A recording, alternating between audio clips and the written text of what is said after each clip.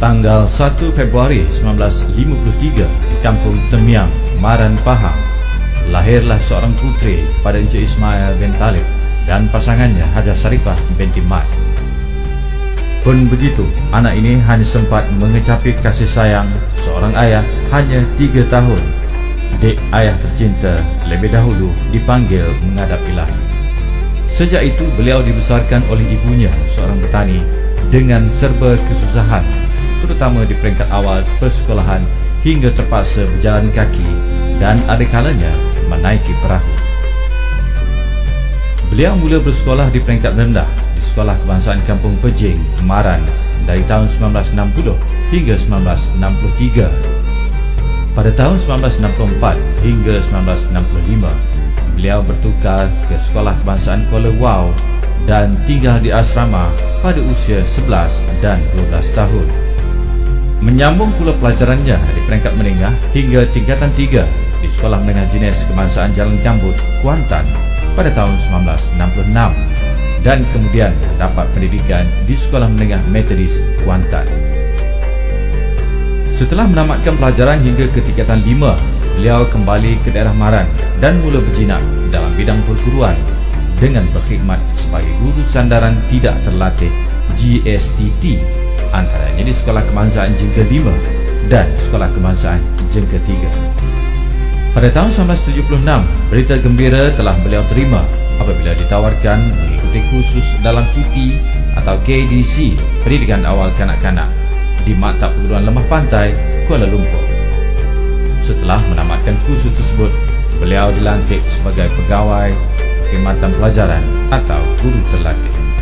Setelah hampir 6 tahun berkhidmat sebagai guru, beliau terus menambah pengetahuan dan kepakarannya dalam bidang pendidikan.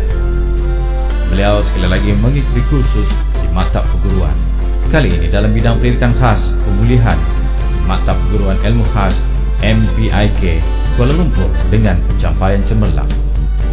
Sinar kecemerlangan beliau dalam bidang pendidikan terus dikecapinya. Pada tahun 1987 hingga 1991, beliau dilantik sebagai pensyarah khusus dalam cuti pendidikan khas pemulihan di Maktab Perguruan Tengku Ampuan Afzan, Semambu, Kuantan. Tugas hakiki beliau sebagai pendidik anak bangsa terus menjadi darah daging insan ini. Pada tahun 1989, beliau dilantik sebagai penyelia petang di Sekolah Kebangsaan Felda Jengka 6, Maran, Pahang. Manakala pada tahun 1994, beliau bertukar pula ke Sekolah Kebangsaan Felda Jengka 5, tetapi kali ini dengan tanggungjawab lain, iaitu sebagai guru penolong kanan hal ehwal murid. Pada tahun 1995 hingga 1998, beliau akur dengan arahan bertukar pula ke Sekolah Kebangsaan Maran, kembali sebagai penyelia petang. Berkat kesabaran dan ketekunan beliau, pada tahun 1998, beliau telah dinaikkan pangkat sebagai pentadbir sekolah, iaitu sebagai guru besar di Sekolah Kebangsaan Paya Pasir. Cabaran besar buat beliau ketika itu. Setelah 3 tahun berkhidmat di Sekolah Kebangsaan Paya Pasir, beliau sekali lagi diberikan cabaran dengan bertukar ke sekolah yang tiada bangunan, iaitu Sekolah Kebangsaan Sri Keramat, Marat pada tahun 2001. Setahun setengah terpaksa menumpang di Sekolah Kebangsaan Marat.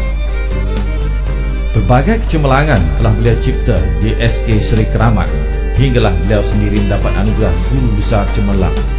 Dan pada tahun 2008, beliau telah ditukarkan ke SK Felda Bukit Tajau, Marat untuk terus mencipta kecemerlangan di sekolah tersebut. Di atas dari usaha beliau juga, Sekolah Kebangsaan Felda Bukit Tajau telah dipilih sebagai sekolah bistari terbaik Felda peringkat kebangsaan pada 2011, satu pencapaian yang amat manis, hadiah persaraan beliau.